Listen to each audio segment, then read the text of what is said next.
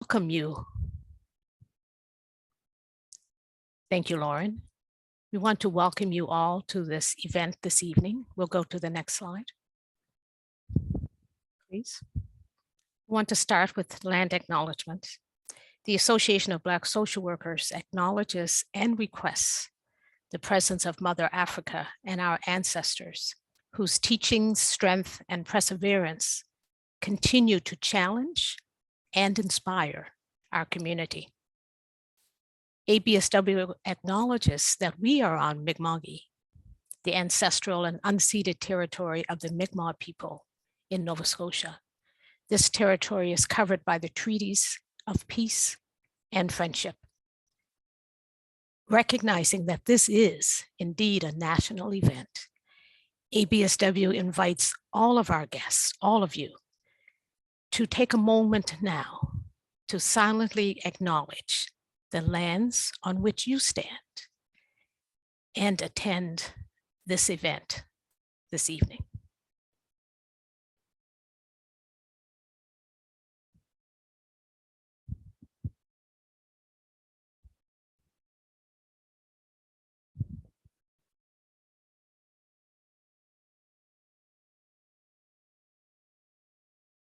Thank you. We'll go to the next slide. So we'll start with some welcome and introductions, then we'll introduce the members of the research team, and they will lead us in a presentation, and we'll wrap up the evening with a Q&A. And we also have some door prizes, so we'll be drawing names for the door prizes. We'll go to the next slide, please. So we have a welcome from our co-hosts this evening. We have Tanya McHarg, who is the Executive Director of the Association of Black Social Workers. We'll have you do your welcome first. Tanya, please. Very good. Good evening and blessings, everyone. I am so pleased to be here this evening with you all for such a beautiful and important, exciting project. It's so very overdue, and I'm so happy to see that we are finally having, not only just having conversations, but we have partnered with the Canadian Association of Social Workers to do this work. And so I'm just so happy really to be a part of it, a very small part of it. But for me personally, I came in kind of late to the work, but it's certainly it's exciting to be a part of it, really. So I wanted to say a special thank you to Fred Phelps in particular and Joan Davis Wheelam. Without you and partnering with ABSW, this work would not be happening. I just appreciate the support and just really standing with us to move this important work forward. I also just want to take a moment as well to thank Lauren and Nabia for supporting us on the technology side. Thank you so much. And obviously, I want to say thank you to our presenters this evening, Dr. David Est and Dr. Christopher, I forgot to write down his last name. Where is he? There he is. Walmsley. Walmsley, very good. Sorry, Dr. Walmsley. Sorry. And also, finally, I need to say a special thank you to Dr. Wanda Thomas Bernard for being our moderator for this evening. So thank you all for being here, and I look forward to hearing all about this presentation.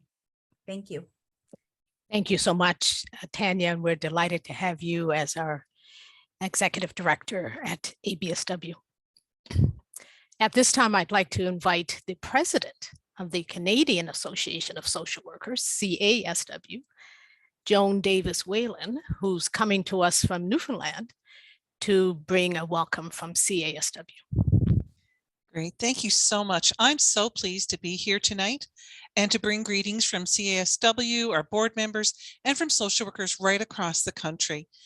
Back in the fall of 2020, and I can't believe it's the fall of 2020, we signed with the Association of Black Social Workers an historic memorandum of understanding. And we knew that there was so much potential for great things to happen.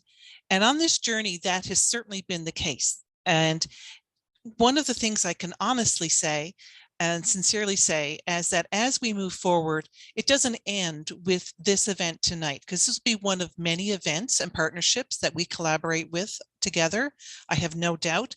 And the other piece is that for the Canadian Association of Social Workers, that journey also includes implementing the recommendations. So we're very pleased to be part of that journey with you and taking a look at what needs to happen and what needs to change. I would be totally remiss if I said that this whole event could have happened without the support of the Association of Black Social Workers, as well as the support of our moderator and our research team, including Drs. Walmsley and Est. So I'm very thankful to you all. And that's all I'm going to say, because I'm too excited to hear what you have to say. So thank you very much.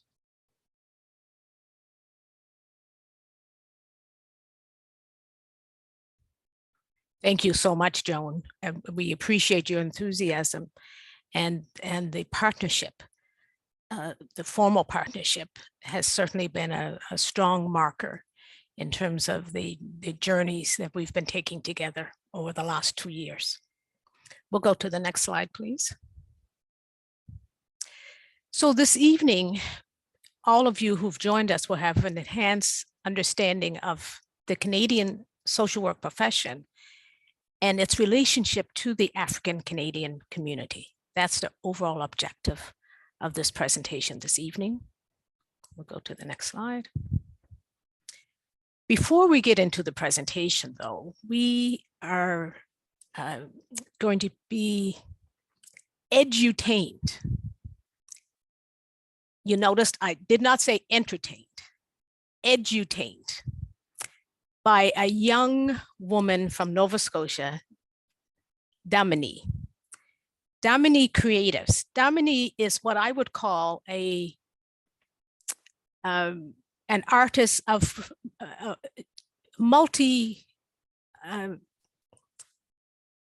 she does many different types of art.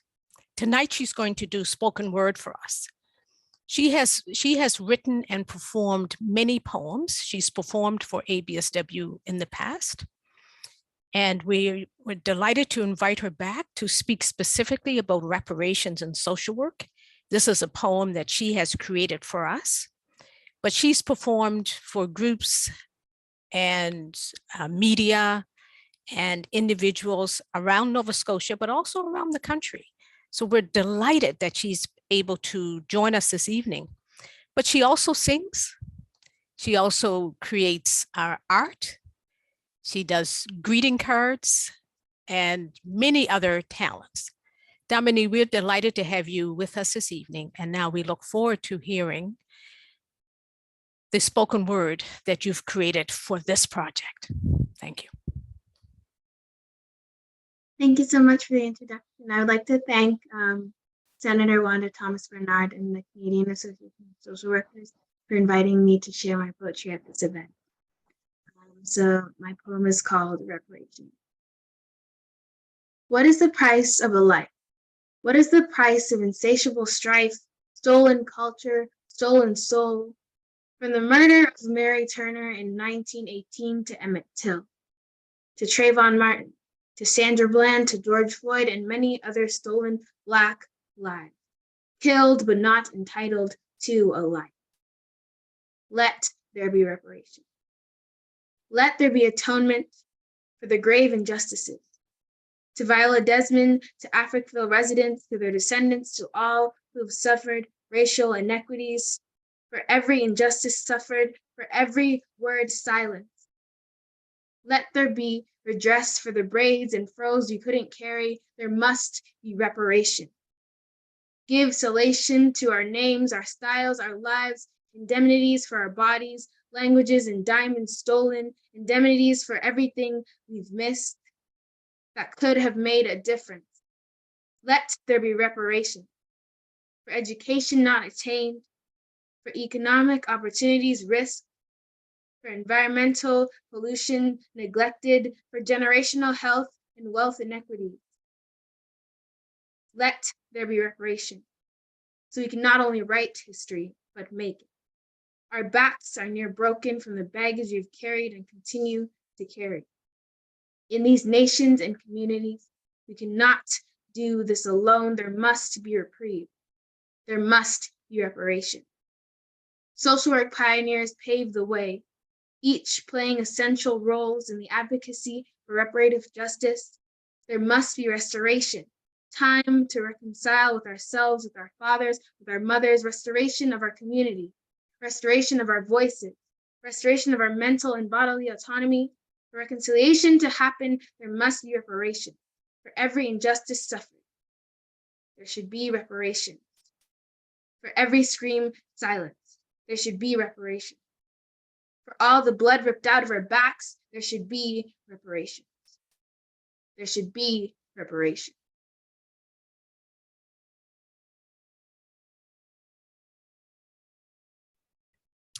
Thank you so much. That was so powerful. What is the price of a life? And this, they say the young shall lead us. This young woman is a high school student. And I recently heard her interviewed on CBC Main Street, and they offered her a part-time job on the spot. I was so excited about that. And she said yes. So you need to let us know when you're on Main Street. Thank you for joining us and helping to set the tone for reparations in social work. Oh, and did I tell you folks, her mom is a social worker. Thank you. We'll go to the next slide. It's my great pleasure now to introduce the research team. Two colleagues of mine who really enjoy retirement until I invite them on a project like this. Let me introduce them. Dr. David Est is a third-generation African Canadian who was primarily raised in Montreal and other parts of Canada. Besides his lived experiences as an African Canadian male, he completed an MA degree in history from the University of Waterloo, specializing in African Canadian and African American history. In 1992, after completing his PhD in social work, he joined the Faculty of Social Work at the University of Calgary until he retired in January 2021 as a full professor. During his career, he worked with and engaged in numerous research activities involving Black communities in Edmonton, Calgary, Montreal, Halifax, Toronto, and Brooks, Alberta. He has published 2 books that deal specifically with content related to this project. These include Race and Wellbeing, The Lives, Hopes, and Activism of African Canadians, which came out in 2010. And secondly, Afrocentric Social Work, as co-editor, which appeared in 2021. He's the lead editor of the volume entitled Racism and Anti-Racism in Canada, 2018. And his bio is probably far too short. You can find out a lot more about him by looking him up. But I would say that during the past 2 years, he has served on the Faculty of Social Work's Anti-Black Racism Task Force at the University of Calgary that developed a very comprehensive action plan designed to address the manifestation of anti-Black racism within the faculty. Well positioned to do this work. And his colleague, Dr. Christopher Walmsley. Dr. Walmsley is a second-generation Canadian of British descent, born and raised in Vancouver. Early in his social work career, he worked closely with an African-American supervisor at a neighborhood house in Vancouver. There he received his introduction to anti-Black racism, quote unquote, Canadian style. He went on to become executive director of the BC Association of Social Workers. He served as a board member of CASW, an editorial board member of the Social Worker, and a member of the Commission of Accreditation with the Canadian Association of Social Work Education. He has a bachelor's degree from Springfield College in Massachusetts, a master's degree from McMaster University in Hamilton, and a PhD from Laval University in Quebec City. Many years later, while teaching social work at Thompson Rivers University in Kamloops, BC, he invited me to lecture on challenging racism in the small city, where his former Kits House supervisor was present. Conversation led to a research project recording the life stories of the first generation of professionally educated African descent social workers in Canada. And this work was the foundation for a chapter called Social Work Pioneers in the Afrocentric social work text. We are delighted. His work, he and Dr. Est and I have worked together. We co-authored that article together. He's the author of a number of other articles as well, and has done significant work on anti-Black racism. And they were supported by research assistant, social worker, Aaliyah Campbell. Now, next, you are going to hear a song by one of Nova Scotia's probably most inspiring songwriters. Her name is Renee Smith. And we're going to hear her song called Survive. And again, this is part of what we call the edutainment segment. As you listen to the song, prepare yourselves to hear the report that Dr. Est and Dr. Walmsley will present to us, the findings of their work. Following following listening to this song by Renee Smith, you will then be led directly into the presentation by Dr. Est and Dr. Walmsley. We'll hear the song now. Thank you.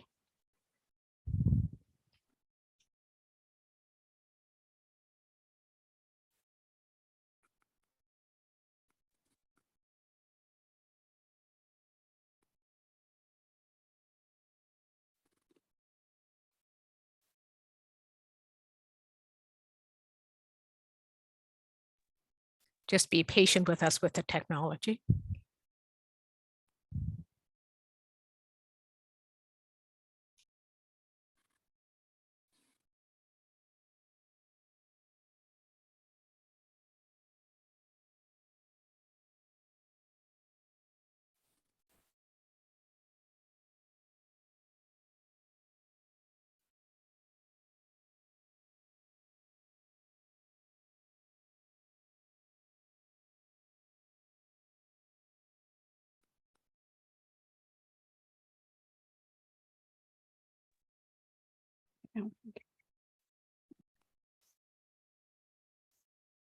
This did work during our test, but it looks like it's not working now. That's fine. If we get it working later, we can share this song later. If not, I would encourage people to listen to the song on your own. It's called Survive by Renee Smith. So we'll go on then with the presentation. We'll go to the next slide. Thank you.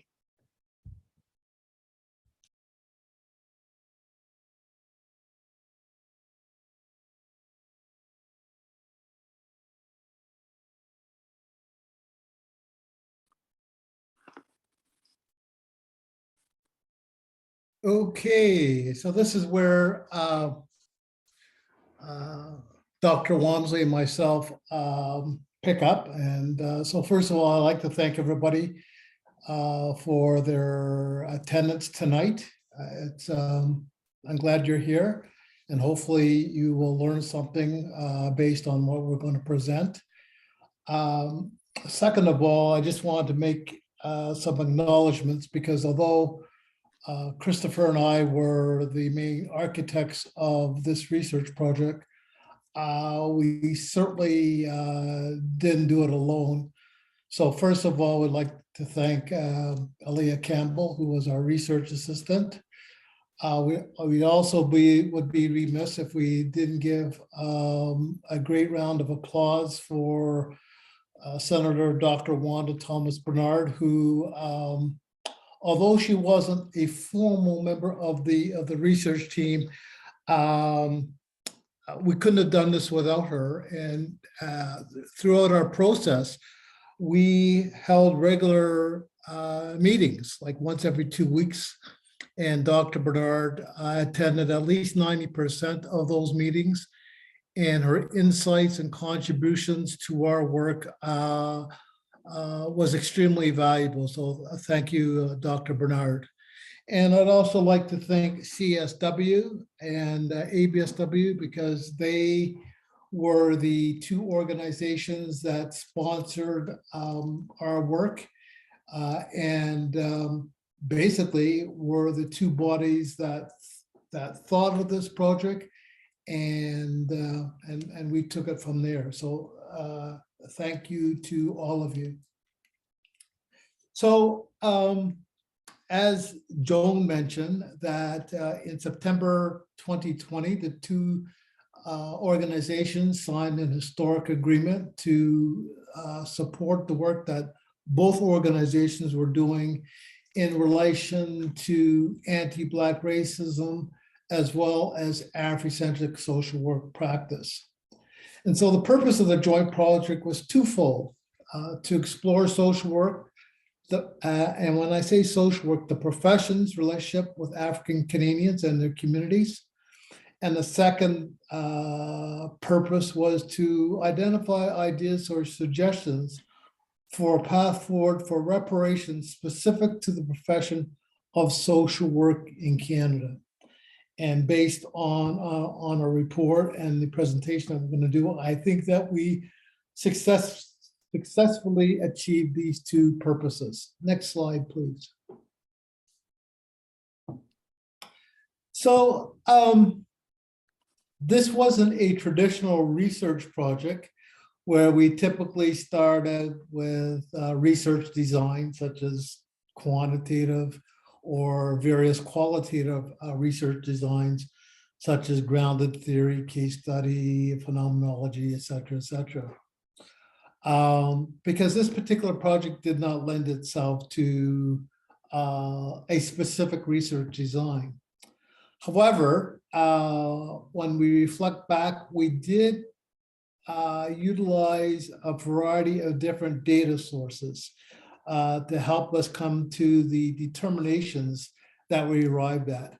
So we reviewed the CASW website to see what actions or events or activities they engaged in terms of in relation to the subject matter.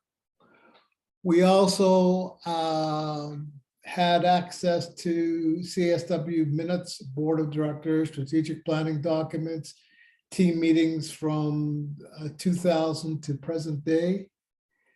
We also reviewed the websites of partner organizations with CSW, and we chose three: the Nova Scotia College of Social Work, the Ontario College of Social Work,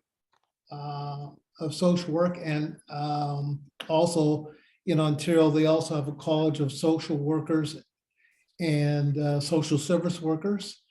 And we also reviewed the Alberta College of Social Work website, once again, to see how much they had done in relation to the topic matter and what actually contributions they contributed. A unique part of the project is that we created what we called a critical milestone, which basically we identified primarily critical events in African Canadian history, but there were some American, such as the death of Martin Luther King, the death of Malcolm X.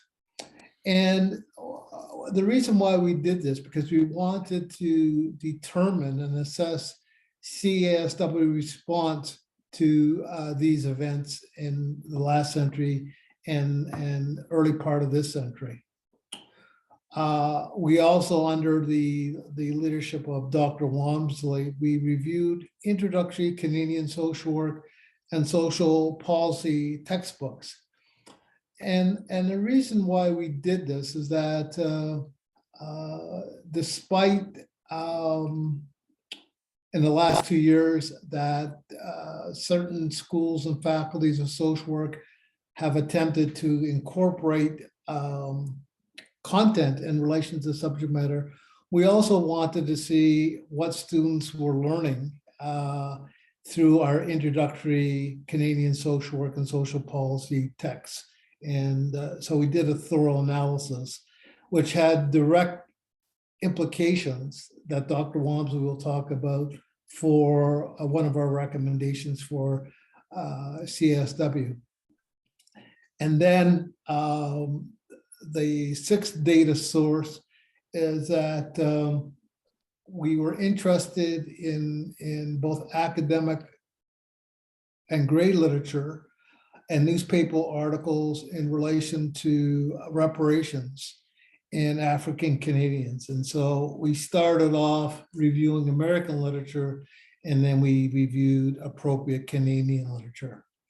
I would be, and we also did one interview with the executive director of the Nova Scotia College of Social Workers, and we reviewed that, but unfortunately there was very little relevant content that dealt with this specific project.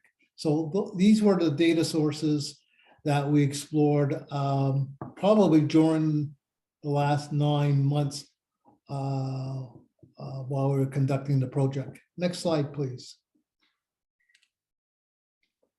So our apologies for because this is a hard document to read, but this is what we developed, critical milestones of anti-Black discrimination and critical milestones in African Canadian history.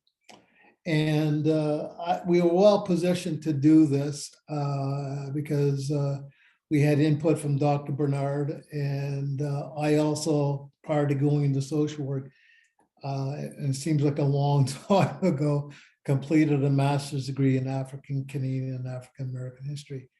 So we developed this chart, and we sent it to CSW, Fred Phillips and Sally Guy, to see what type of response, if any, did CASW have in relation to these events. So next slide, please. So based on the information that we received from CSW in relation to this critical milestone, it appears that the organization did not respond or provide any commentary on any of the events that we listed. And from my perspective, I wasn't surprised, because of the whole issue of African Canadian or Black history, in my view, is still not to the place, not well integrated in most curriculums in high school and in university. So once again, I personally wasn't surprised that CSW did not respond to, didn't make any responses to any of the events that we presented in our critical milestone piece. Next slide, please. So I'll turn this over to Dr. Walmsley, because as I stated, he did the review. He led the review of most of the introductory social work and social policy texts. So Chris, I'm going to turn the platform over to you. Thanks very much, Dave. Well, now, can you? I'm just not sure whether you can see my face. Yeah. Oh, you can see you. Okay. Okay. So, just to explain how this came about, I've been part of the social work profession in one way or another since my early 20s. And I was in retirement when I was working with Wanda and Dave on what became the chapter on the first generation of Black social work pioneers in Canada. And being pretty aware of what I didn't know, I came across this book one summer and sat down and started to read it. And if you've been around me at that time, you would have been surprised, because the number of times I said, no shit, I didn't know this. Example being slaves in Canada, Black slaves in Canada, in Quebec, Atlantic provinces, Ontario. And here I am. I've been to lots of workshops, lots of conferences, done lots of reading, lots of participation in various forms of continuing education over the course of my career. I'm starting to learn this in my retirement years. So I found myself wondering, okay, what do Canadian social workers get as part of their education, as part of their professional education? What sort of introduction do they get to elements of Black history in Canada, issues facing Canadians of African descent, how to practice effectively with Black Canadians? What kind of content might they be provided with? That led us into looking at textbooks, and we examined a total of 23 different textbooks. 15 were social work introductory social work texts from 1985 to 2022. So one of the examples is here on the slide before you. And as you can see, extremely limited attention to the issues confronting people of African descent in Canada and their communities. The contributions of African Canadian social workers completely ignored. We can go to the next slide.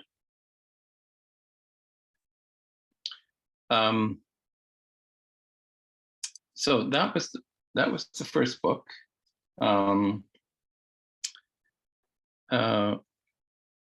Okay, so sorry, there's so what's here is kind of typical of what other books talked about.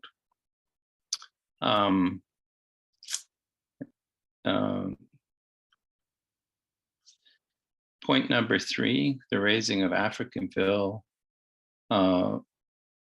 sometimes finds its place in a few books.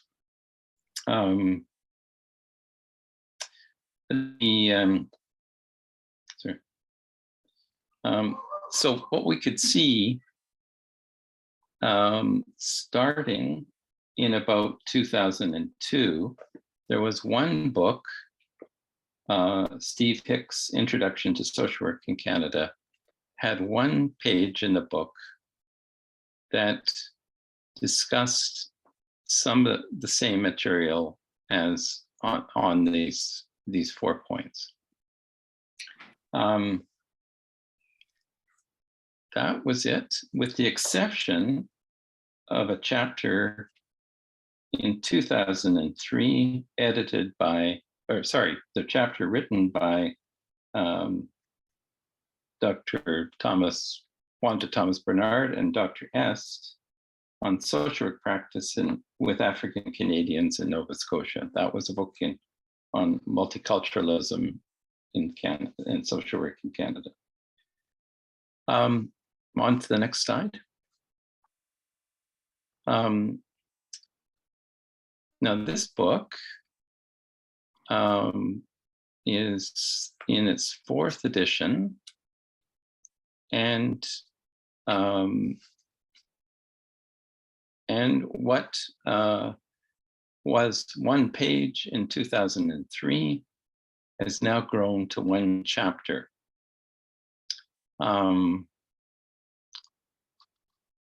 Covering many of the same themes, but with a lot more depth. And again, as you note, the author, one of the authors is the lead researcher on this project, Dr. David S.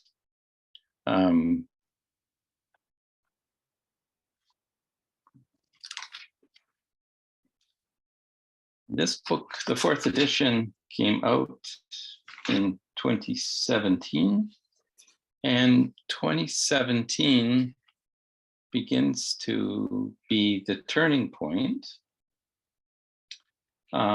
where more and more authors seem to start recognizing that they should be talking about issues affecting Black Canadians. So some books, very common themes in social work education today, to discuss oppression, to discuss white privilege. Some authors begin to make reference to Black Canadians as ways of developing the theme of oppression and white privilege.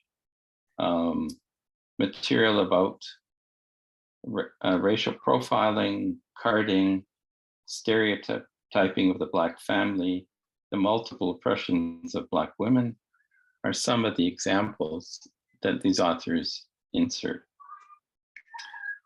Some of the references, I think we can go on to the next book, the next slide, are highly still in this book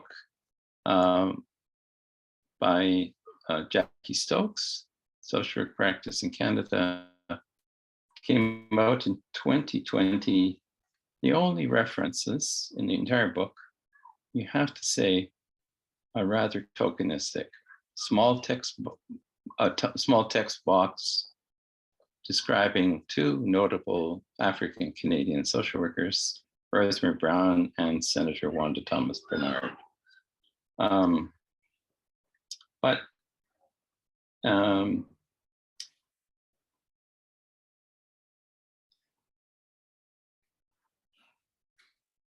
But even in the 21st century, there's textbooks coming out with no identifiable content, no case examples in chapters on immigrants and refugees, and no practice examples. If we could go on to the next slide.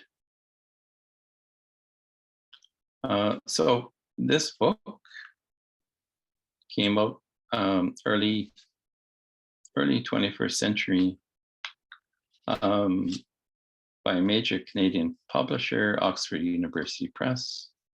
Very, very little on the history, needs, issues facing African Canadian communities in Canada. Just to go quickly over the social policy texts, there was 8 books published between 2003 and 2020-21. You have to get to 2018 for there to be a chapter on race with multiple references to people of African descent. In the 2021 Hicks and Stokes book, there's a half page devoted to Black Lives Matter, where it discusses systemic racism, racial discrimination, and one page devoted to Black children and the child welfare system. That's it. So to conclude this section,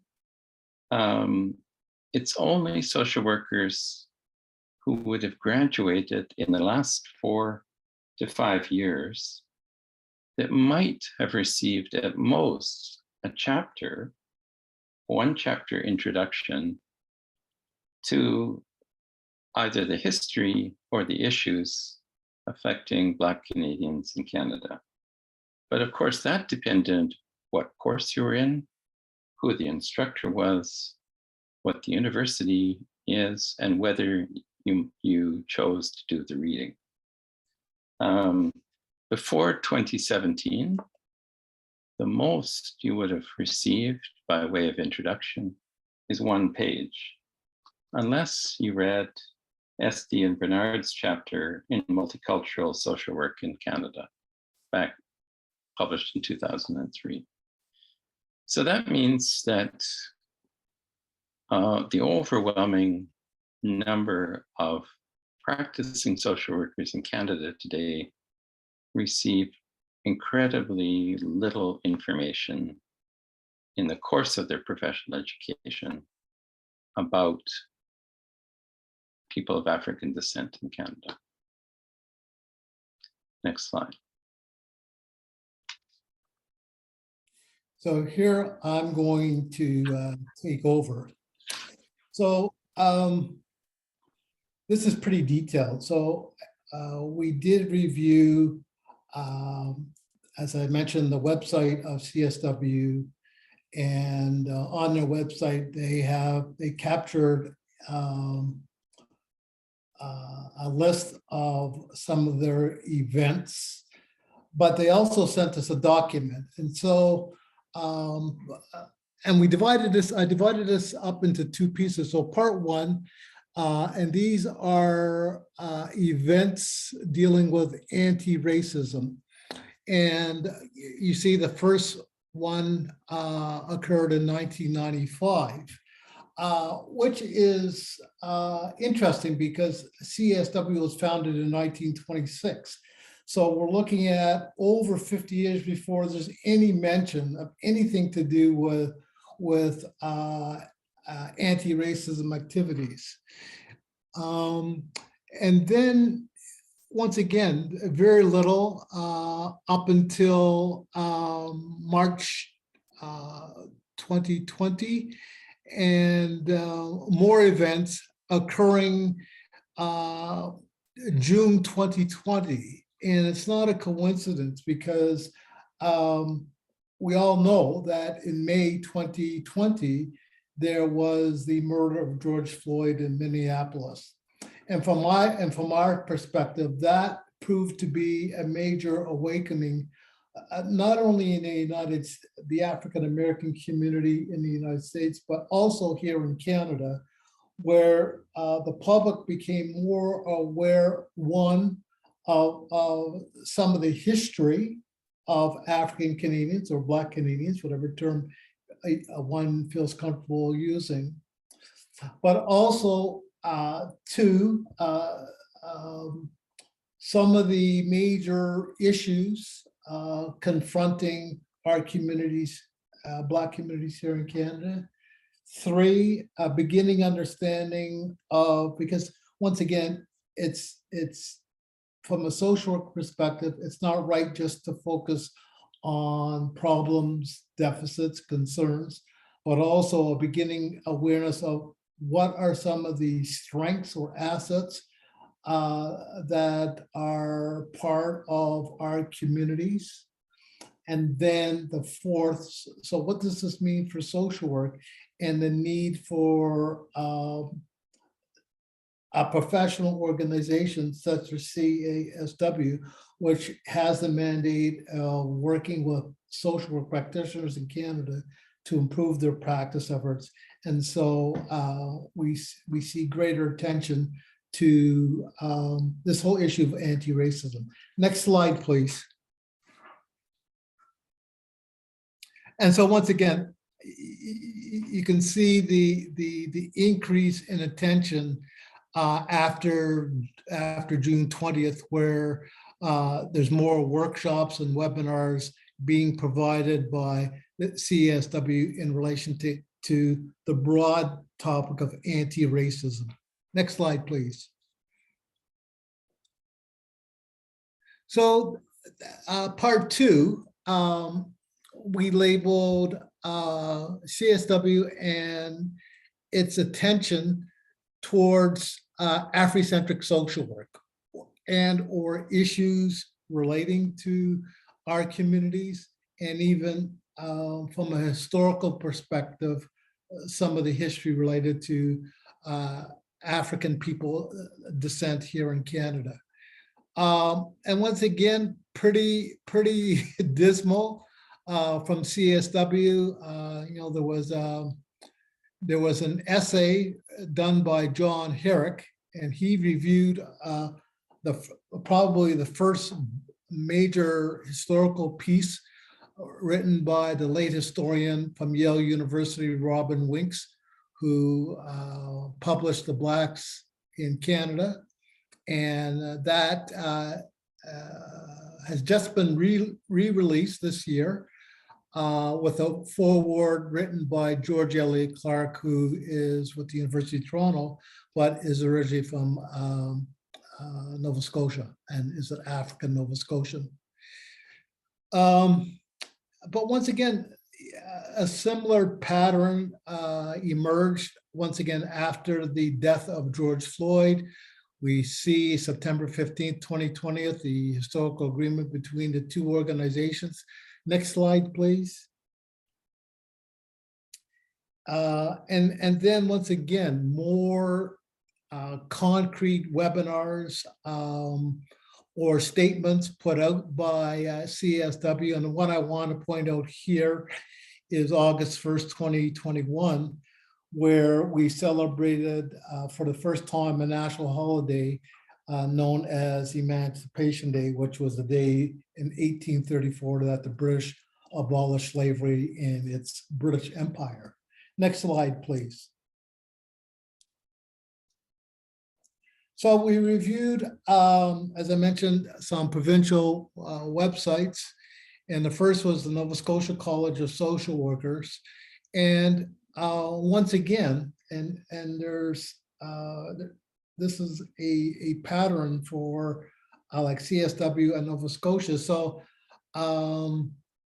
since 2019, I have to give credit that this organization, this college, has been quite active in offering several webinars focused on Afrocentric social work.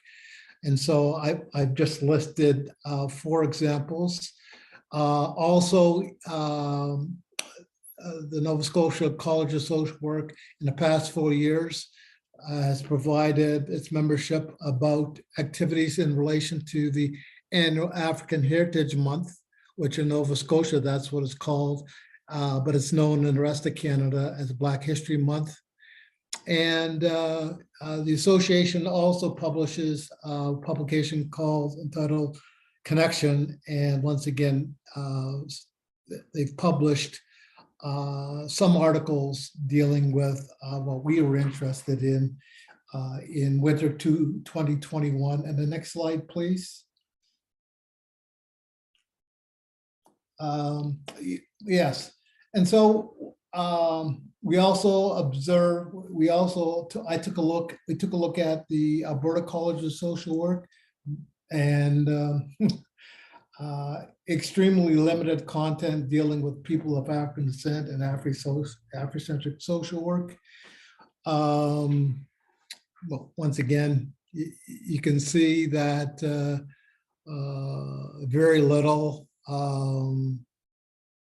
in the Advocate, that organization's publication. There were 2 articles in 2020, one by Dr. Bukola Salami, and Dr. Salami is a nursing professor at the U of A who's done amazing work in terms of Black mental health. And then the second article was racism and social work, and they interviewed 3 Black female social workers, and the first 2 I know, Cynthia Okafor and Lana Bentley and Rosemary Ignato. The annual reports 2021, and that should be 2020. There was nothing mentioned of African Canadians. However, later on this month, the Alberta Association of Black Social Workers will be officially having its launch. And my good friend and colleague, Dr. Bernard, and I will be speaking at that event, October 27th. Next slide, please. As I mentioned on Ontario, there are two bodies. So we looked at the Ontario College of Social Workers and Social Service Workers, limited content on this particular website. there's a brief message where the organization recognized the existence of anti-Black racism. And in 2021, there was a presentation done by Keith Adamson, who's with the Faculty of Social Work at the University of Toronto. And his presentation was Racism at the Front Lines. Next slide, please. The Ontario Association of Social Workers, once again, in the last 2 years, this association has become well aware of the need to offer sessions dealing with Afrocentric social work. And as you can see, earlier this year, working with Carleton University, they offered 3 webinars dealing with different aspects of the subject matter that we were interested in. And the organization has also offered a couple of workshops dealing specifically with, not with anti-Black racism, but dealing with racism. And then under news item on their website, there's a couple items where they celebrates Black History Month 2022, and OASW acknowledges Canada's history of slavery and the celebration of Emancipation Day in July 30th, 2021. So that was it for the websites of the 4 organizations that we explored. Next slide, please. So I'm going to turn it over to Chris because as we mentioned, we did a review of American literature on reparations that Chris did, and then I did the review of Canadian literature. So I'm going to turn it over to Chris right now. Thanks, Dave.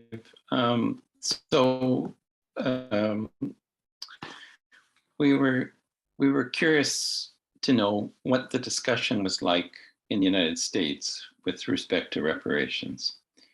And the reason for that is, as we all know, Canada and the United States have the longest undefended border in the world.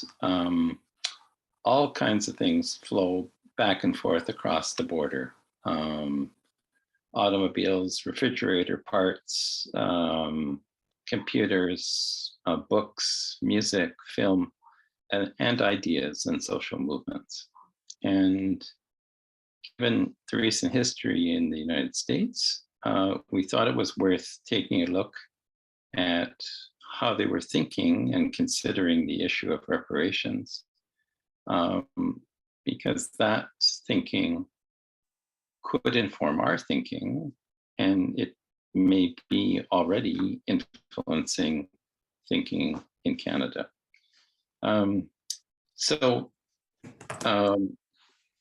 The recent achievement last year, April 21st, 2021, was the House Judiciary Committee voting 25-17 to approve a legislative proposal that would examine slavery and discrimination in the United States from 1619 to the present. So it's a commission to study, but not to make reparations. Interestingly, Representative John Conyers, who's a Democrat from Michigan, introduced this proposal every year since 1989, and it only passed in 2021. But as I put on the slide there, various writers said, look, given the divided Congress, it's unlikely it's going to pass the full House of Representatives. But its aim was to begin a national conversation about how to confront the US history of slavery. The reason it's called HR 40 is it refers to a promise that President Lincoln made at the end of the Civil War in 1865, that that Blacks who were freed from slavery would be given 40 acres of land and a mule. But that was 1865. We're in 2022. The only reparations that have taken place, essentially until this very, very recently, were slave owners in Washington who were provided for the loss of their slaves at the end of the Civil War. That's the only so-called reparations that have been made.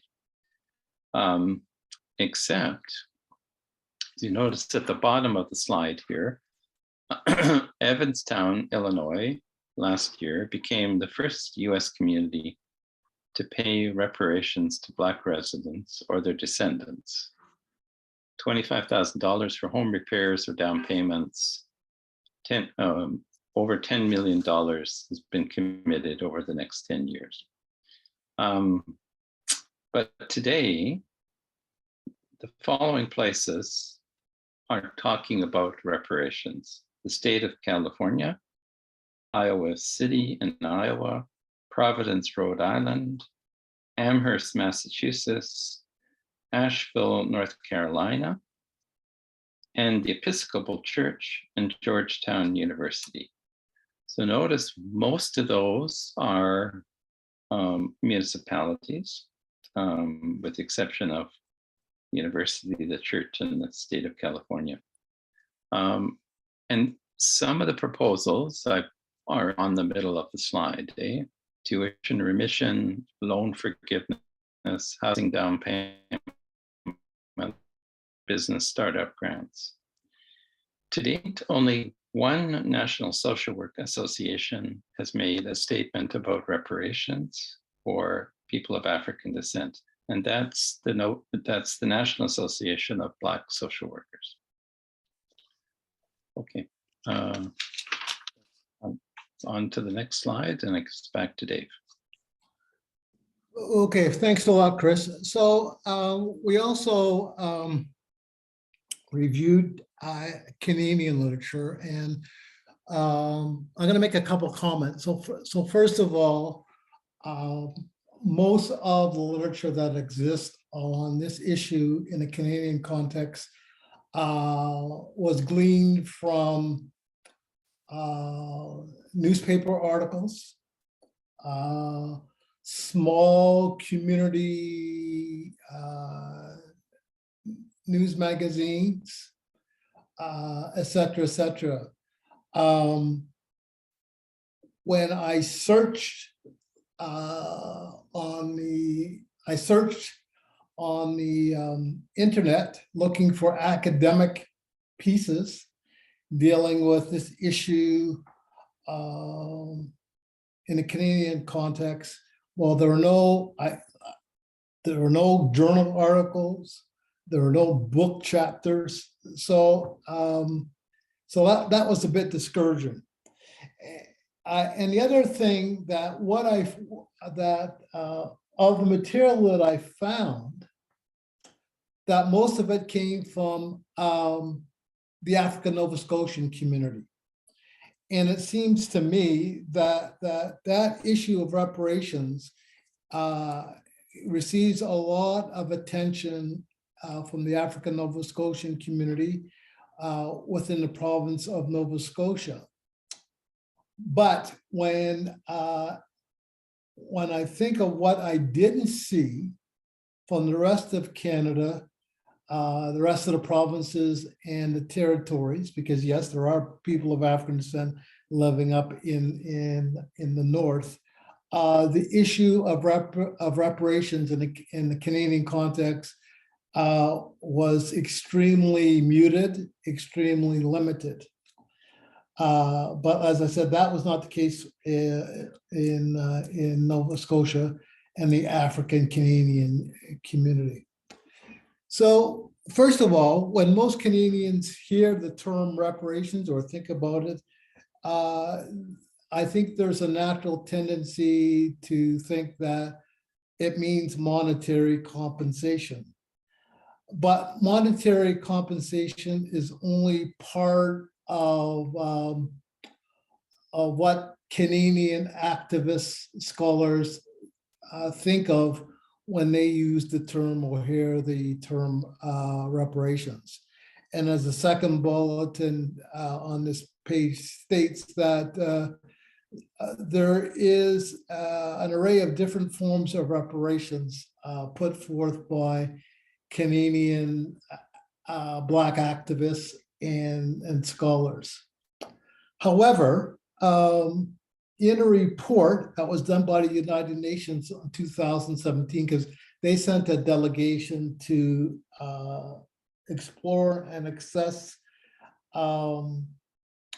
the conditions that people of African descent in Canada have experienced both historically and contemporary. And they made a recommendation that the government of Canada, first of all, issue an apology, which they haven't, with the exception of the apology that was given to the Nova Scotia Battalion, Construction Battalion this July. And they also made a recommendation that the federal government consider reparations for African Canadians for enslavement and historical injustices. Because a lot of Canadians today are unaware that people of African descent encountered enslavement for over 200 years. And this report was released in 2017, and I don't think much action has been put forth by the federal government in terms of even bringing up the issue for debate, although I do know that Dr. Bernard and the Senate have had meetings where this issue has been discussed, but as far as the House of Commons, not much has been done. So examples of forms of reparations put forth in the literature that we read in terms of scholarships for Black students, to apologies, and we've had one apology that was done this summer, and I remember Dr. Bernard in her presentation said that was the first of many apologies that are due to the African Canadian community. Reparations in terms of both appropriate and affordable housing for members of our community, and the recognition of land deals that once again is a major issue in relation to the African Nova Scotian community. Next slide, please. So I think it's fair to say that the CASW has become more attentive since 2020 to the needs of African Canadian communities, and in particular, because it is the professional wing of Canadian social work, and in particular to provide social workers with pertinent knowledge related to Afrocentric social work. But it's more than just providing knowledge. It's also through their webinars, presentations, whatever, but also trying to increase the skill set of professional social workers in Canada when they engage with different client systems coming from the African Canadian communities that exist here in Canada. And so part of our mandate was to come up with what we call reparations based on this study. And it was an interesting process because I asked each of the team members to come up with their list of recommendations or reparations, and we came up with 17, and basically Dr. Bernard and I said that 17 is too many because CASW and its partner organizations, we're not talking about large organizations, but very small organizations. And the other thing about the CSW is that it has limited resources. And so it didn't make any sense for us to give them 17 recommendations in the form of reparations, because it wouldn't be feasible to do so. And so I was entrusted in terms of whittling the list down.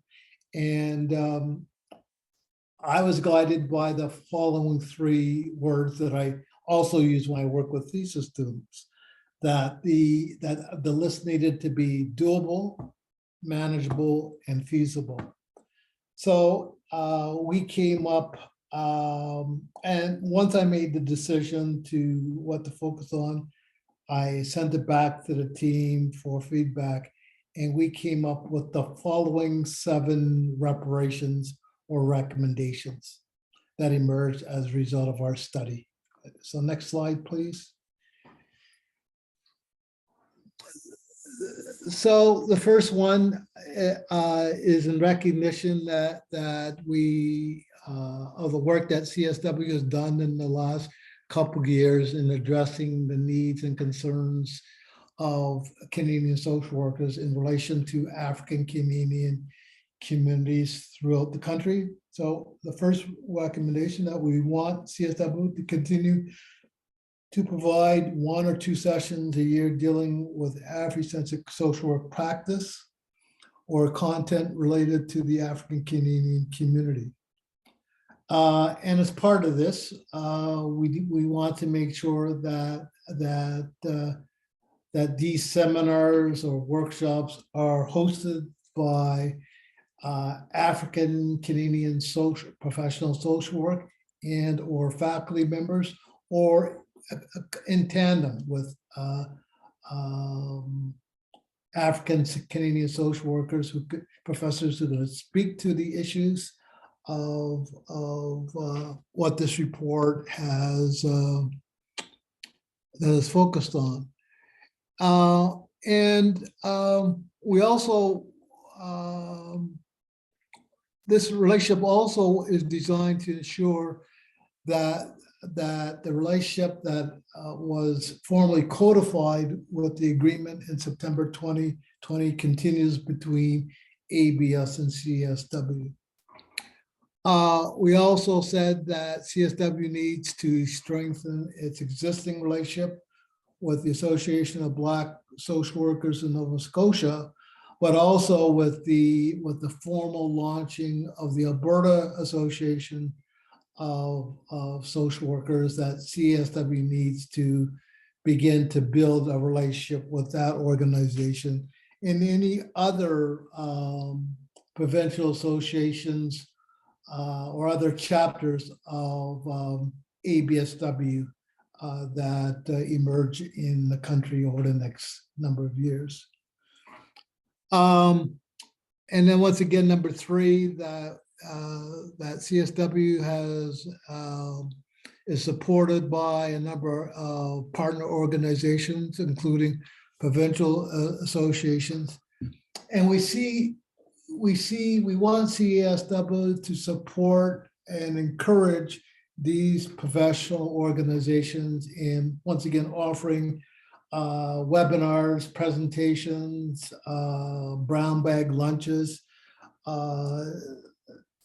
related to Afrocentric social work, dealing with anti-Black racism, as well as Afrocentric social work. And once again, helping these organizations spread the word about our history, because our history is important and it's part of Canadian history. And so there's a large educative piece that CAS can do in supporting their partner organizations. Next slide, please. We also recognize that that there's a need for the CSW to support scholarly achievements of African Canadian social work students, So at bare minimum, we are encouraging CASW to offer scholarships to African Canadian social work students. And this is a way of recognizing students' excellence in Canadian social work. And number 5 is along similar lines, that there's no recognition of outstanding contributions for African Canadian social workers. So once again, we're saying that CSW should, on an annual basis, recognize the contributions of an African Canadian social work practitioner, and come up with guidelines in terms of the selection process and awarding that award. And number 6, that dependent on its fiscal resources, we maintain that the organization should, in this next hire, have a designated or targeted hiring and recruit an African Canadian social work practitioner to its team. And this would ensure, hopefully ensure, that the experiences of our community are at the table when CSW engages in, for example, its strategic planning process, or when it comes to decisions around what types of workshops and webinars should be offered and who should be providing them. And last recommendation, and this will be probably the final comment I make. So we've done this project for a year, and once again, we found that it was a worthwhile project that the 2 organizations sponsored and actively supported, but it's just the first. And so we are recommending that the leadership of both organizations and the staff meet and engage in a process to determine another project that they would like to do. And it's important that they engage in this process shortly after they receive the final report, so that it can become a major priority in terms of the operation plan of CASW. So I think that is the last slide. If you turn to the next slide, please. So we were going to have another song by Renee Smith entitled Dream, but that's not working. So the next slide, please. So on behalf of Dr. Walmsley, Senator Dr. Wanda Thomas Bernard, Aaliyah Campbell, and myself, we'd like to thank you for listening to what we had to say. And we welcome now audience participation in the form of a Q&A. So once again, thank you very much. And this is your time to participate. And I'll turn the platform over to Dr. Bernard, who's going to moderate this part of this evening's proceedings. Thank you. Thank you so much. Thank you so much, Dr. Est and Dr. Walmsley, for presenting the highlights of the study with this audience tonight. It was very, very informative. And I think the reparations that are recommended leave us on a very hopeful note. Now, there are 2 questions already in the chat, but I want to give people an opportunity. If you have a question, I think we can invite you to use the raise hand feature. I'm going to start with the 2 questions that are in the chat, or actually invite Stephanie Stephanie, do you want to ask those questions or do you want me to read them from the chat? Well, it's better for you to ask them. Yeah, I can ask them. Okay, so we'll I- start. So just before you start, so Steph has 2 questions. So Steph, I'll ask you to go ahead with those 2 questions, one at a time though. And that'll give others who may have a question they want to ask to be ready to do that. I think if you raise your hands, I'll see them, but I'll also ask Nabia and Lauren to sort of help just watch for me. Thank you. Okay, Steph, go ahead. Thanks. The first question I have in the chat was really related to kind of the research methods, because I think doing this type of work, a lot of the times the methods that are available won't kind of get you to the answer that you need to get to. And so that I'm really interested then in kind of the thought process behind coming to your methods. And I was curious about how like I was interested in how you determined what an important event was in your critical milestone, like what criteria, or how did you come to including the events in that timeline that you created? Okay, so thanks. That's a good question. And so when we began to put the milestone together, and so our starting point was 1960s. And most people in Canada believe or know that there was, when we talk about civil rights, that there was a civil rights movement in the United States. But most Canadians are not aware that there was also a fairly active civil rights movement that started in, that was part of the Canadian landscape in the 1960s.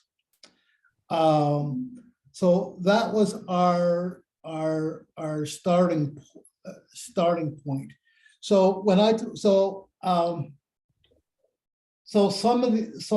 most of the civil rights movement in Canada took place probably in 3 provinces: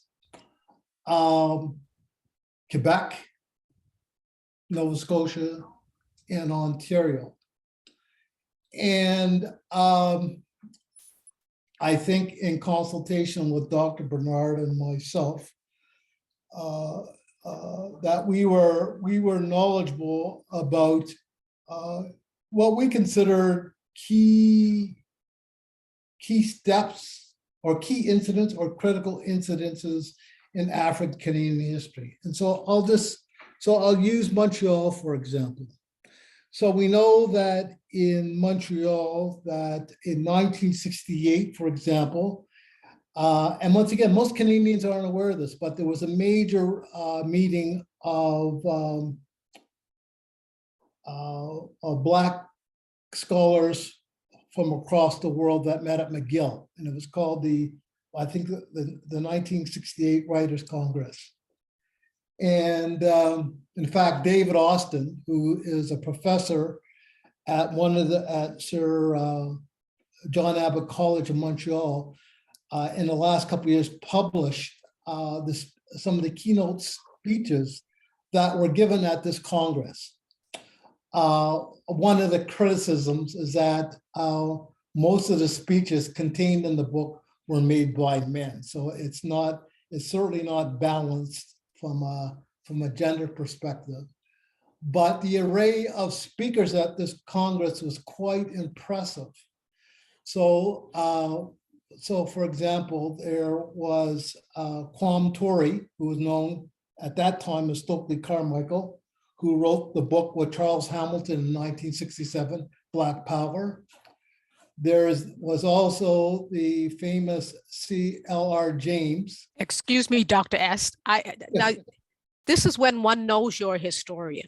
Yeah. Because you can go on with this history, but I think there are some, I'm worried we're going to run out of time, and I know there are some other questions, so I'll just get you to. Okay, so there was those examples in Montreal, and there were a number of incidences in Nova Scotia, such as the founding of the Black United Front. So we as a team decided that we had a list, and we just chose ones that we thought that CSW might be in a position to respond to. So that's how it came up with the critical milestone. I would just add one little statement to that. These were, we identified ones that we thought would be of interest to social work, Yes, exactly. right? And therefore sort of making that connection. Yeah. Okay, thank you. Steph, do you want to go with your second question? Yeah, I don't mind. Yeah, that's great. It sounds like there was some shared history, and then you know, what is important for the purpose of this, answering this specific research question in relation to social work. So that makes sense. And then I was thinking there was a table that you, I think it was Dave, it was yourself that was talking about the table that was reviewing the results about the CASW documentation, where you noted that 1995 was the first mention of racism from CASW. And I was just curious if that was like racism, like at all in any form, or was it specific to anti-Black racism? So that first entry, 1995, I think that did not deal specifically with anti-Black racism. That just dealt with racism. I would argue that if I can recall, that the first mention that of anti-Black racism in terms of presentation sponsored by CASW could have been probably 2017, and if I recall, that presentation was done by my colleague, Dr. Bernard. As I said, since 2020, CSW has provided more workshops that have dealt specifically with anti-Black racism in the Canadian context. Yeah, I was just curious about that, like where it kind of started and how it got there. Yeah. Thank you. You're welcome. Okay, thank you. I'm not seeing any hands. I don't know if we have some other questions.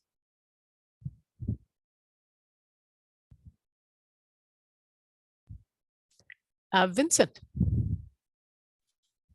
Hi, everybody. First of all, thank you so much for this event. It's excellent. Very glad to hear your recommendations. I've been kind of grappling with this idea of the way that Canadian social work has really picked up on the issues of anti-Black racism, specifically since 2020 and since the murder of George Floyd.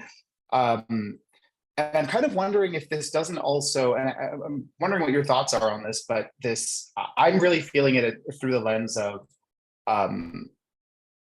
this falling in once more to this myth of like anti-Black racism as being rooted in part in an American experience that is less relevant for Canada, oftentimes used as the way to excuse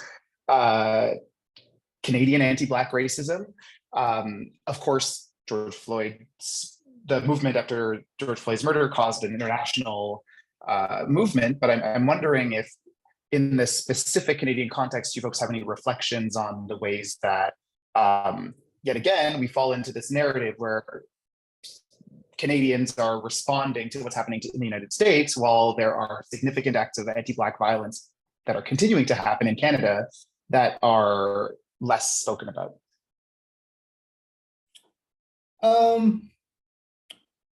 Well, I would say that was probably the case up until 2020. But I think I would argue that at least in the last 2 years or 3 years since his murder, that something has changed in Canadian society. Now the question I ask is, how sustainable is it? But I think Canadian society has become more attuned not only to the history of people of African descent in this country, but also to the issues relating to our communities. And I say that because so from a research perspective and from an academic perspective, so there we see an increasing more work written by Canadian scholars on all of these issues that we've talked about today.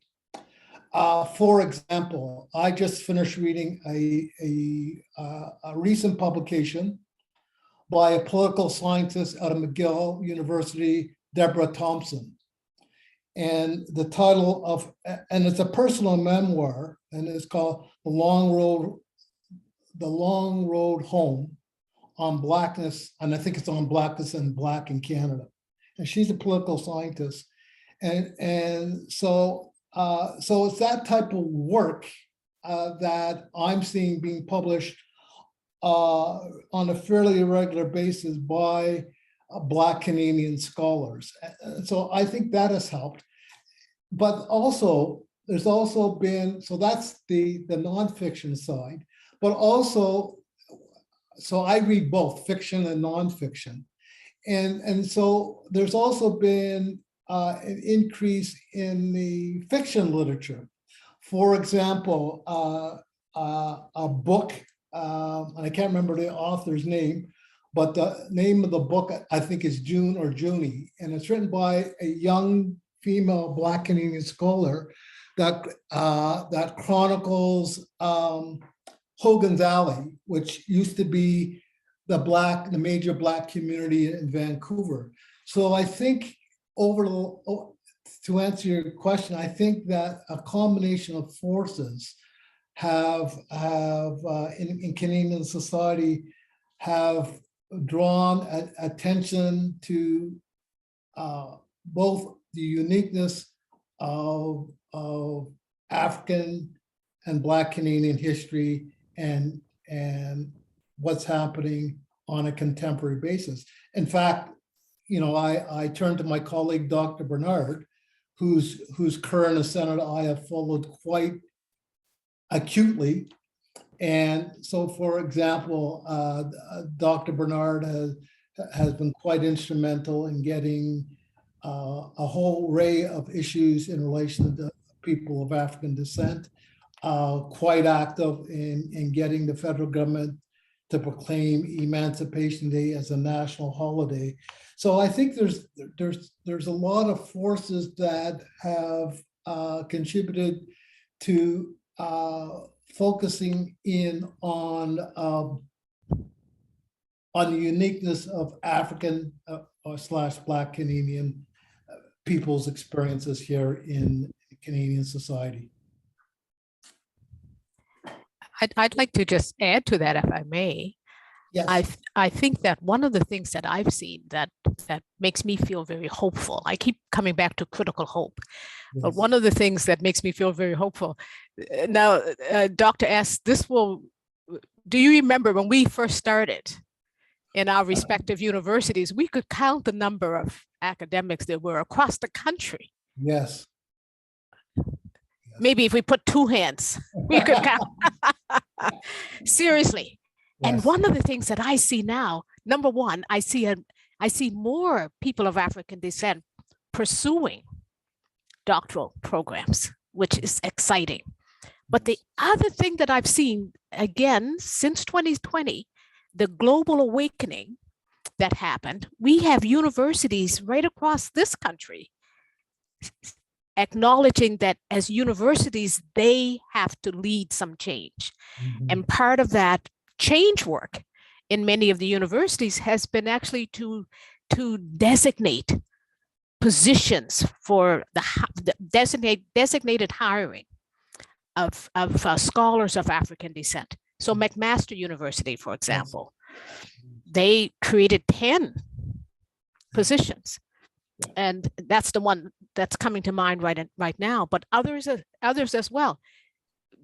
Dave, I mean, you were the lone person out there in Calgary for years. You retired, they hired 2 people to replace you. Yes, we now have 3 Black professors. But for 10, well, when I started at University of Calgary, I was the only Black, I was the only Black professor. In the whole university. Well, no, there were some, but the number was small. But in social work, I was the only Black professor for more than half of my career. Yes. And that's at least 15 years. And I know at Dalhousie, that was your experience, Dr. Bernard. And now, and so in our report, in the appendix, we listed both Anglophone and Francophone Black professors and their areas of expertise. And I would say that, and this is just in social work, that there are probably now over 30 Black social work professors in Canada, which even 10, 15 years ago, that was virtually unheard of.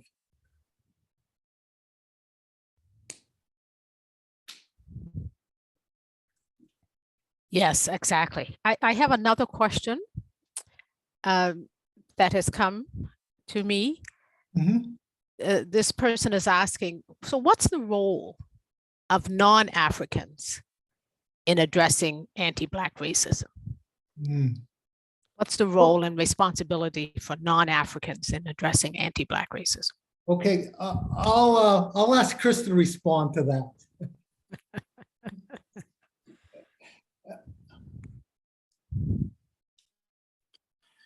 I guess I should unmute myself to start. We hear you. It's a good question, and it's a complicated question, I think. So what comes to mind is that concept of ally, and how can you support and be a support to movements for change, but how can one develop some knowledge oneself? And I tried to make a comment or two at the beginning of my presentation about long history in the social work profession, absolutely no education about people of African descent until I fell into this project and started to take some steps to learn. I think it's creating a space for African voices within your agency, within your community, within your university department, inviting speakers, encouraging colleagues to learn the history that's there, that's been there for a long time. I think it's finding various supportive ways to amplify the voice, the knowledge, the awareness that is very well understood within African Canadian communities, but very, very poorly or non-understood outside. That's very helpful. Clearly, you're saying do your own work, but also be willing to have a hard look at around you and do what you can to amplify, to empower people to be able to use their own voices in the African community. That's good. I see a hand up, Rosemary. I don't see a last name there, Rosemary. It's Rosemary Ignacio. So I was actually the third person in that article that Dr. S referred to from the Alberta College of Social Workers. Oh, wow. Good. Hi, Rosemary. Hi. Are you able to put your camera on, Rosemary? Oh. I didn't ask speakers to do that, but everyone had done so. So it was really Oh, appreciated. You're just hiding in my couch here. But I wanted to provide some context to that. Well, first of all, I wanted to say thank you for for presenting the findings of the research. I really appreciated it. It did not surprise me the things that you presented, but it rather validated for me that both the CASW and the Alberta College of Social Workers have, for the most part, ignored the contributions of Black social workers and their contributions to social work in this country. And it also did not surprise me that the textbooks that we use in academia have very limited content. And I agree with Dr. S that I'm seeing an increase and uptake in providing that content, but we still have such a long way to go. And I feel that as Black academics, we also have to take some responsibility because we need to put that work out there, right?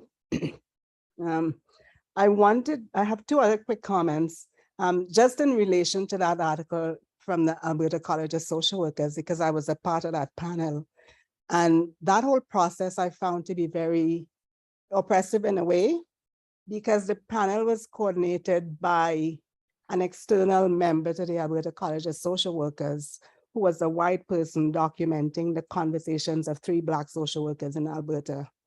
And when I provided my feedback, I felt like it was totally ignored.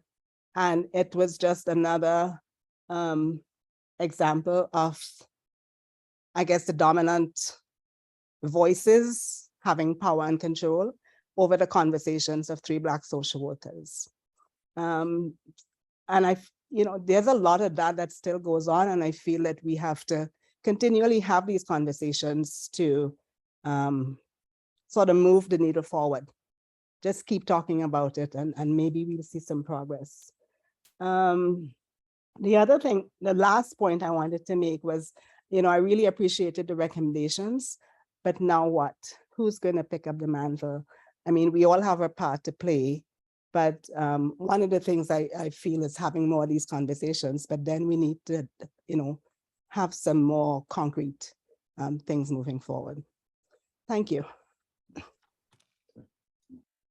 Can I quickly comment on that, the moving forward?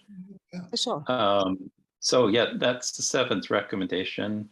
ABSW and CASW sit down at the table and figure out where you're going with these recommendations and into the future, how you're going to take this out of 50 pages of paper and turn it into something real and moving and exciting and developmental. Okay. I mean, that's all it's all cached in that very fancy words about continuing to meet, but that's what it's intended to mean. So if I could speak, so it's nice meeting you, Rosemary, because I've seen your name a couple of times. So this is the first time that so thanks for participating. And thanks for sharing some background information about the piece that appeared in the Advocate. So when I first came to Alberta, I was a member of the Alberta College of Social Workers, but it wasn't mandatory. But after a few years, I stopped participating with that organization because from my perspective, it wasn't doing anything. And so I became involved with the Association of Black Social Workers in Nova Scotia. And because although it was a small group of people, it was active. And for example, I know that I've worked with Dr. Bernard, and that organization has put on at least 3 conferences. And I know I was actively involved in 2. And I would have been involved in the 3rd if I hadn't become ill. But when the provincial government brought in legislation that made registration mandatory, I had no choice but to register with the Alberta College of Social Workers. But by that time, I said, yes, I will grudgingly pay the membership fee, but I'm not going to participate because they weren't doing anything for our community. And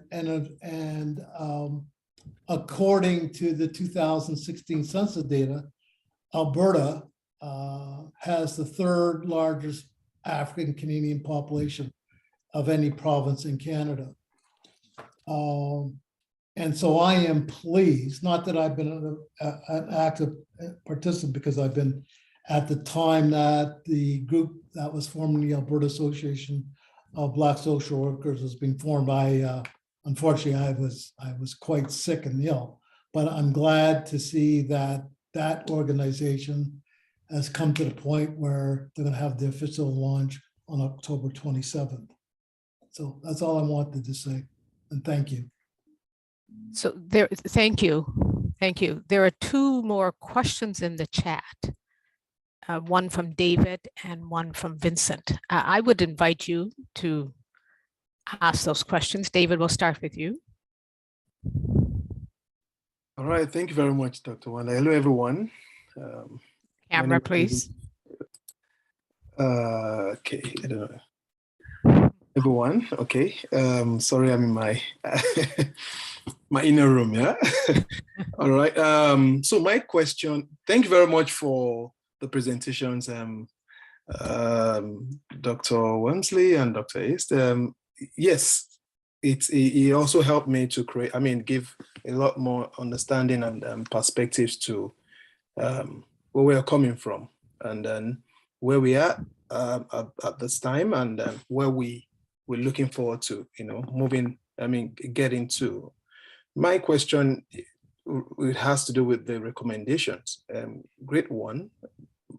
How do we assess, how do we evaluate the implementations, how far CASW has done with regards to these recommendations in the next 1, 2, 3, 4, 5 years? I know there are some immediate recommendations that be done immediately, some on the midterm, and some probably on the long term. How do we come back to assess the quality of implementations, the successes, the challenges, faced while implementing some of these recommendations, and how, do you already have structures in place to help them guide, to help guide the implementations, and also advice, because definitely they're going to be faced with some pushbacks, institutional issues, individual challenges, and all of that. That's my question. Thank you. And Vincent's question is very similar, and I'm going to invite Joan to speak, Sure. but I'll have Vincent ask his question first because it's on the same sort of path. Yeah. Go ahead, Vincent. Thank you. I've been thinking about this a lot, and I think about it, especially in the ways that governments and larger associations negotiate with this question of the requests or the demands of community members for redress. And so I'm kind of wondering if the request for reparations has been received by the CASW, and if so, what is their commitment to them? Like, is there an active commitment to doing anything? And I think a second part of that is also, I don't know if there's anyone who could speak to this about the Canadian Association for Social Work Education. But I think that's another big part of this, right? If we're talking about issues of curriculum, we need to be talking about like what is being done to address these issues. And so I believe that that's in their mandate. So yeah. Okay. Thank you, Joan. Yeah, absolutely. Two really good questions. And actually, if you want, I can also answer Stephanie's question as well in the same answer, if that's helpful. And because Stephanie was asking if there's a copy of the report been public yet, or it's been circulated, publication, that type of thing. So first things first, the report itself has not gone to our board yet. That will happen next week. We have our national meeting next weekend. So that's when the report itself and the recommendations will be discussed. When we entered into a memorandum of understanding, though, with the Association of Black Social Workers, we were committed. Okay, and I will say that. And we will go forward.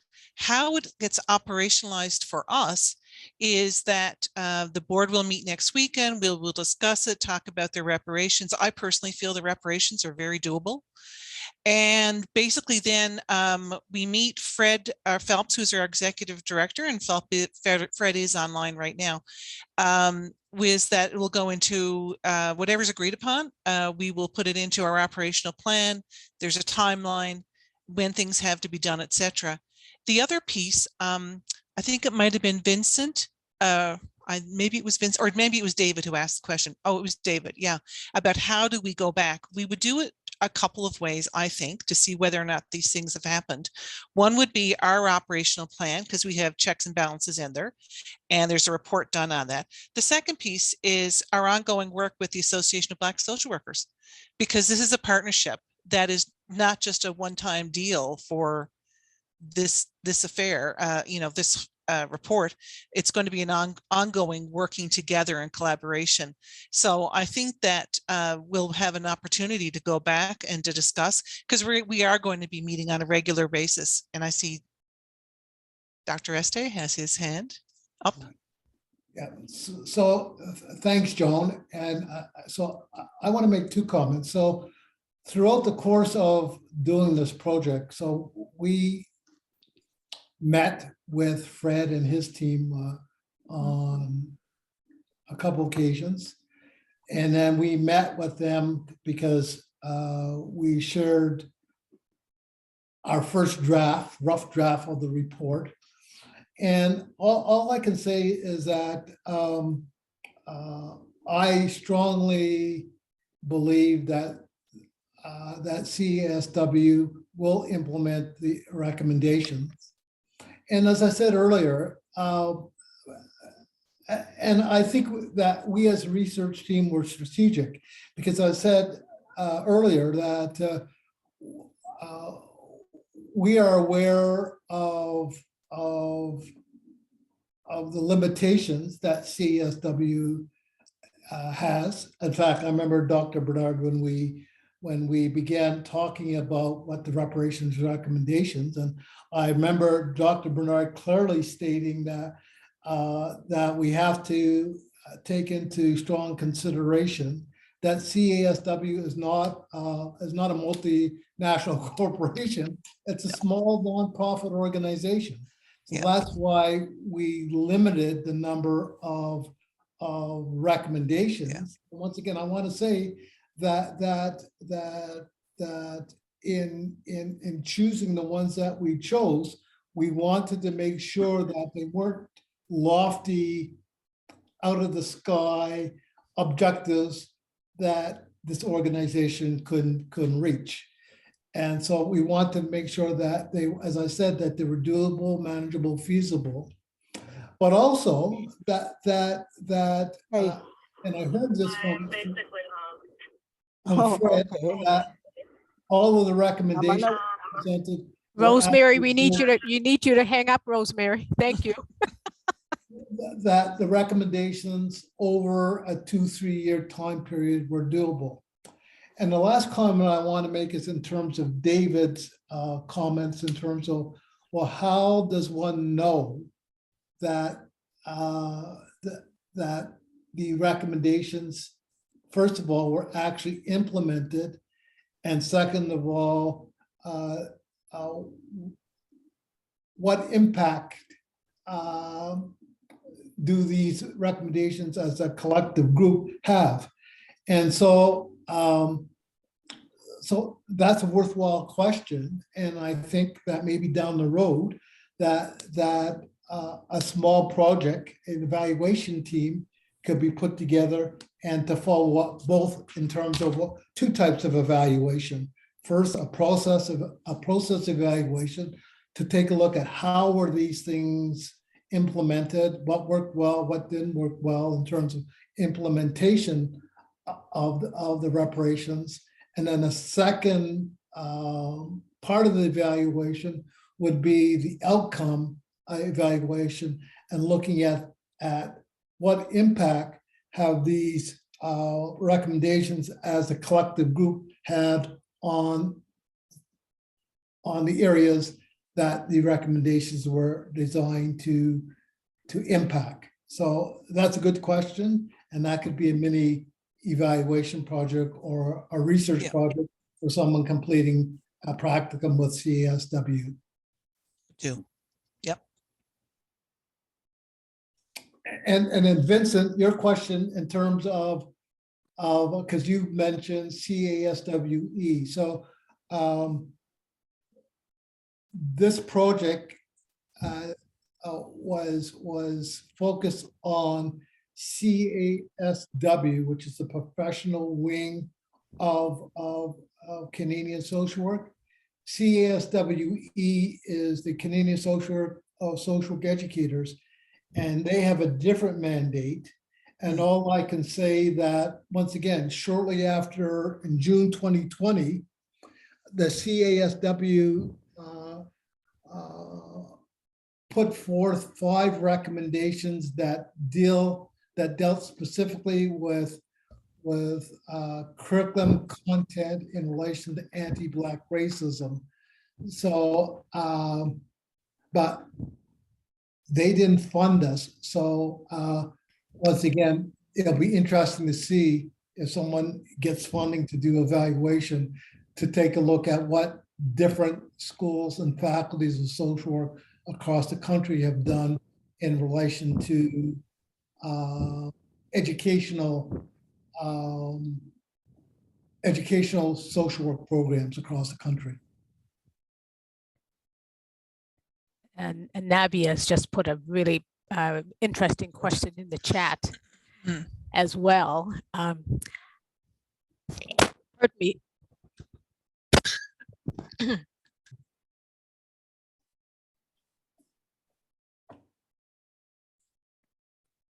So sorry, I was trying to get myself onto mute, so I wouldn't be coughing in your ear. We need to wrap up. The piece around social work education is huge, and I think potentially conversations around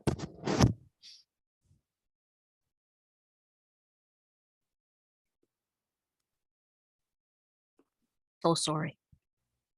Take your time. I'm going to ask Tanya and Joan to do a wrap up, please. Yeah. Tanya, do you want to start? Totally up to you, Joan, whatever you like. You start, I'll jump in. Okay, no problem.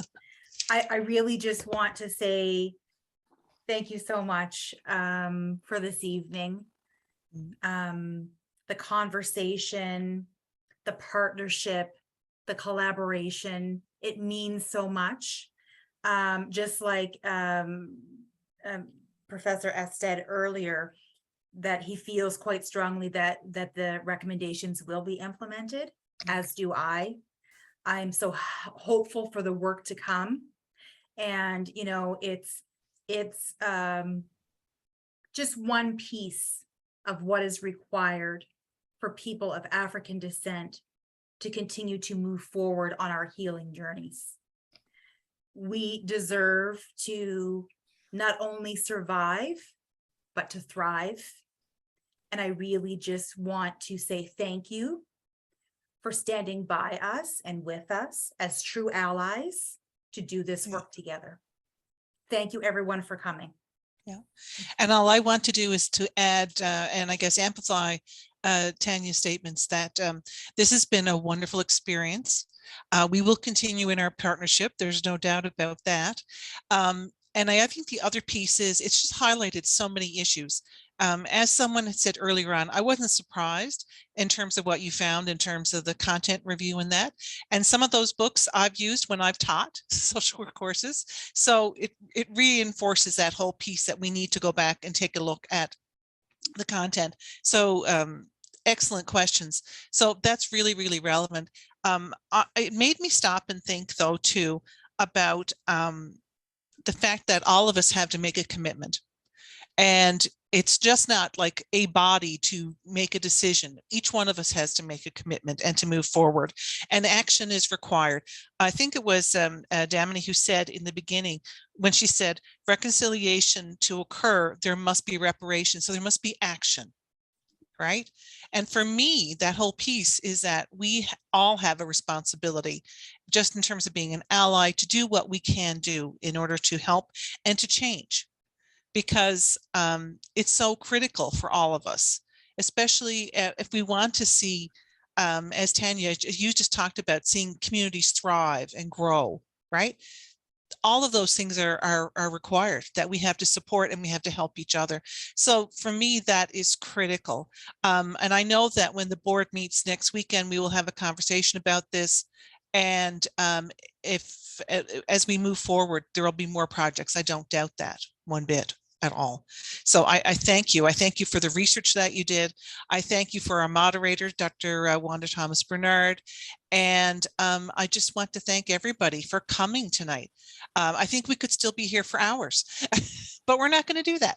So I thank you so, so much. Thank you. Losing my voice, so I think it's really time to say good night. I think enough has been said. So thank you all very much. And I'm leaving with critical hope. That's a good thing. So I thank you for that. So thank you for the presentation. Thank you for the research. Thank you for the support of this very important piece of work. And we know that it's a step along a journey that will be continued. Good night, everyone. Good night, and thank Good night. you. Blessings, everyone. Take care.